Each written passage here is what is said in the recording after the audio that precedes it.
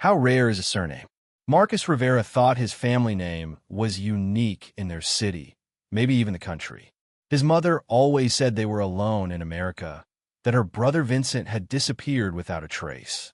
But the gold-embossed business card in his hands told a different story. Vincent Rivera wasn't missing. He was a millionaire CEO dining in a restaurant where Marcus cleaned tables for minimum wage.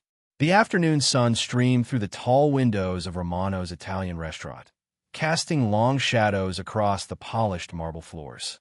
Marcus Rivera moved between the tables with practiced efficiency, clearing plates and resetting silverware for the evening service. At 24, he had been working as a busboy here for 3 years, saving every penny he could for his mother's mounting medical bills. Romano's wasn't just any restaurant. Located in the heart of Manhattan's financial district, it catered to Wall Street executives, celebrities, and old-money families who thought nothing of spending Marcus's weekly salary on a single bottle of wine. The clientele barely noticed him as he worked. He was just part of the scenery, invisible in his black uniform as he moved silently around their conversations about mergers, acquisitions, and vacation homes in the Hamptons. Marcus didn't mind being invisible. It allowed him to observe, to listen, to dream about a different life while he scraped leftover truffle pasta in a bus tubs. He was saving money to finish his business degree at night school, determined to lift his family out of the poverty that had defined his entire life. His mother, Isabella Rivera, was everything to him. She had raised him alone in a cramped apartment in Queens, working double shifts as a hospital cleaner until her diagnosis 6 months ago. Stage 3 breast cancer. The treatments were experimental and expensive, and their insurance covered almost nothing. Isabella often spoke of her past, of the brother she had loved and lost. Vincent Rivera had been her twin, her best friend, her partner in all the childhood adventures that had helped them survive their abusive father in El Salvador. They had come to America together as teenagers, dreaming of building a new life. But somewhere along the way, Vincent had changed. He became obsessed with success, with climbing the social ladder, with erasing his humble origins. He was ashamed of where we came from, Isabella would tell Marcus during her weak moments between chemotherapy sessions. When he started making money, he wanted to forget the barrio, forget our accent, forget me. One day, he just stopped calling. That was 30 years ago. Marcus had grown up believing they were alone in the world, that the Rivera name died with his generation. His mother had never married his father, a brief relationship that ended before Marcus was even born. It was just the two of them against the world, and now even that small family was threatened by an illness they couldn't afford to fight. The lunch rush was winding down when Marcus approached table 12 to clear the remnants of what had clearly been an expensive business lunch. The table had hosted 4 men in suits that probably cost more than Marcus made in 6 months. They had discussed some kind of real estate deal involving millions of dollars, their voices carrying the casual arrogance of men who had never worried about money. As Marcus began stacking plates, something caught his eye. A business card had fallen beside one of the chairs, its gold embossing catching the afternoon light. He picked it up to place it with the other items left behind, watches, phones, and credit cards that he would dutifully turn in to the lost and found. But as he read the name on the card, his hands began to tremble. Vincent Rivera, Chief Executive Officer, Rivera Holdings International. Isabella often spoke of her past, of the brother she had loved and lost. Vincent Rivera had been her twin, her best friend, her partner in all the childhood adventures that had helped them survive their abusive father in El Salvador. They had come to America together as teenagers, dreaming of building a new life. But somewhere along the way, Vincent had changed. He became obsessed with success, with climbing the social ladder, with erasing his humble origins. He was ashamed of where we came from, Isabella would tell Marcus during her weak moments between chemotherapy sessions. When he started making money, he wanted to forget the barrio, forget our accent, forget me. One day, he just stopped calling. That was 30 years ago. Marcus had grown up believing they were alone in the world, that the Rivera name died with his generation. His mother had never married his father, a brief relationship that ended before Marcus was even born. It was just the two of them against the world, and now even that small family was threatened by an illness they couldn't afford to fight. The lunch rush was winding down when Marcus approached table 12 to clear the remnants of what had clearly been an expensive business lunch. The table had hosted 4 men in suits that probably cost more than Marcus made in 6 months. They had discussed some kind of real estate deal involving millions of dollars, their voices carrying the casual arrogance of men who had never worried about money. As Marcus began stacking plates, something caught his eye. A business card had fallen beside one of the chairs, its gold embossing catching the afternoon light. He picked it up to place it with the other items left behind, watches, phones, and credit cards that he would dutifully turn in to the lost and found. But as he read the name on the card, his hands began to tremble. Vincent Rivera, Chief Executive Officer, Rivera Holdings International. But if this was his Uncle Vincent, the successful brother his mother had talked about for years, why hadn't he helped when Isabella got sick? Marcus had watched his mother struggle to pay for treatments, had seen her pride crumble as they applied for charity care and medical loans, while her twin brother sat on a fortune that could have saved her life with pocket change. Marcus finished his shift in a daze, mechanically clearing tables and wiping down surfaces while his mind churned with questions and a growing anger. When he finally got home to Queens that evening, he found his mother sleeping in her chair, exhausted from another day of treatment. She looked so small, so fragile, that his heart ached. He sat beside her and gently shook her awake. "Mom, I need to ask you something."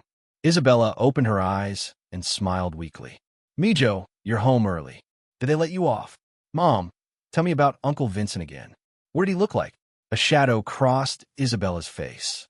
"Why are you asking about him?" Marcus pulled out his phone and showed her the photo from the Rivera Holdings website. "Does this man look familiar to you?"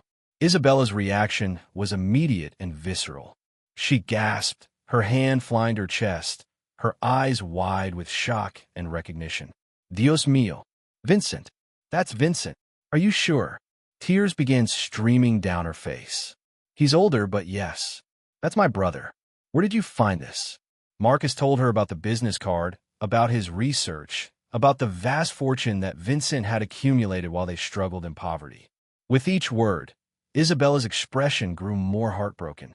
$500 million, she whispered. "And I've been begging the hospital for a payment plan." The next morning, Marcus called in sick to work. Instead, he took the subway into Manhattan and found himself standing outside the gleaming headquarters of Rivera Holdings International. The building was a monument to success, all glass and steel reaching toward the sky like a middle finger to the rest of the city.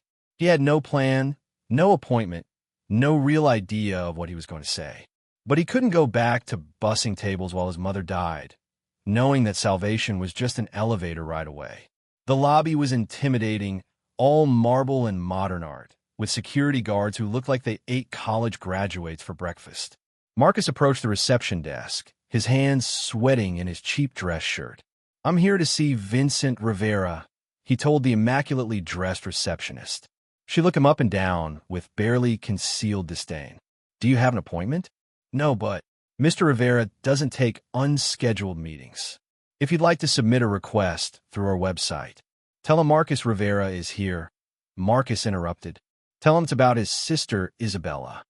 The receptionist's eyebrows rose slightly at the mention of the Rivera name, but she picked up her phone. Marcus couldn't hear the conversation, but he saw her expression change from boredom to surprise to something like concern. "Please have a seat," she said when she hung up. "Someone will be down to see you shortly." 20 minutes later, a thin man in an expensive suit emerged from the elevators. He looked nervous, almost scared, as he approached Marcus. "Mr. Rivera? I'm David Chun, Mr. Rivera's personal assistant. Could you come with me, please?" They rode the elevator to the 40th floor in silence. Marcus watched the city shrink below them, feeling like he was ascending to another world entirely. The executive offices were even more impressive than the lobby, with artwork that probably cost more than most people's houses.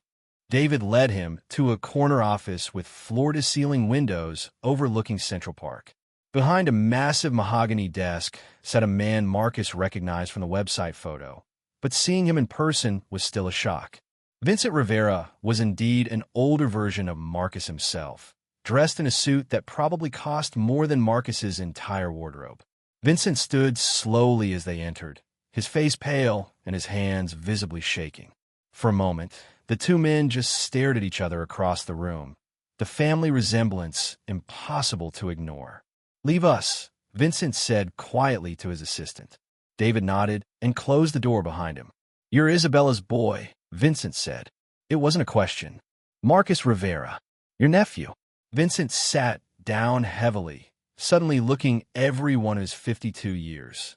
"How is she?" The question was asked with such careful neutrality that Marcus felt his anger flare. "How is she?" "She's dying. Stage 3 breast cancer. She's been trying to reach you for months." "I know." The simple admission hit Marcus like a physical blow. You know she's dying and you haven't helped." Vincent was quiet for a long moment, staring out at the city skyline. When he spoke, his voice was barely above a whisper. "I got the messages. Her letters. The calls to my office." "Then why?" "Because I'm a coward." Vincent turned to face him, and Marcus saw tears in his eyes. "Because 30 years ago, I made a choice to leave my old life behind, and I've been too proud and too ashamed to admit I was wrong." The story came out slowly, painfully, like drawing poison from a wound. Vincent and Isabella had arrived in New York as 17-year-olds with nothing but determination in each other. They had worked terrible jobs, lived in roach-infested apartments, struggled with the language and the culture and the constant grinding pressure of poverty. Vincent had always been ambitious, always dreamed of more. When he got his first real job at a construction company, he started night school. He learned English without an accent, studied business, networked with people who could help him climb a ladder. But the higher he climbed, the more his humble origins felt like chains dragging him back down. "I started lying," Vincent admitted, "about where I came from, who my family was. I invented a backstory that fit better with the world I wanted to join. And Isabella was a reminder of who I really was. So you abandoned her."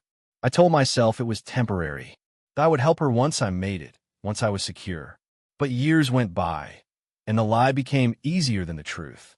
I built this empire, but I built it on the foundation of denying my own sister existed. Marcus felt sick. "She never stopped loving you. Even after all these years, she talks about you like you're still the brother who protected her in El Salvador." Vincent broke down then, 30 years of suppressed guilt and grief pouring out in ugly, choking sobs. "I tried to forget her, but I couldn't. I hired investigators to keep track of her, to make sure she was okay. I knew when you were born, when she got sick, when you started working at Romano's. I ate there hoping to see her, but it was always you." "You've been watching us?" Marcus felt a chill of violation. "Not watching, just making sure you were safe. I set up a trust fund for your education, but I could never figure out how to give it to you without admitting what I'd done. While we've been struggling to pay for her treatment, I didn't know how sick she was until last month. My investigator told me about the cancer, about the experimental treatments. I've been trying to work up the courage to help." Marcus stood up abruptly. "Courage? She's your twin sister, your blood, and you've let pride keep you from saving her life." I know how it sounds." "No, you don't." Marcus's voice was rising. "You have no idea what it sounds like because you've been living in this tower while we've been deciding between rent and medication. While my mother has been working herself to death just to pay for the chance to live a few more months." Vincent flinched as if Marcus had struck him. "What can I do? How can I fix this?" "You can start by acting like the brother she deserves instead of the stranger you've chosen to be." That afternoon, Vincent Rivera walked into Queens General Hospital for the first time in his life. Marcus had called ahead to warn his mother, though nothing could have prepared Isabella for seeing her twin brother after 3 decades of separation. She was in the middle of a chemotherapy session when they arrived, connected to 4 lines in a sterile room that smelled of disinfectant and despair. When Vincent appeared in the doorway, Isabella's face went through a dozen emotions in as many seconds: shock, disbelief, joy, anger, and finally, a kind of exhausted relief. "Vincent," she whispered. He crossed the room and knelt beside her chair, tears streaming down his face. "Bella." I'm so sorry. I'm so sorry." She reached out with a shaking hand and touched his cheek. "You got old, Romano." "So did you, Hermana."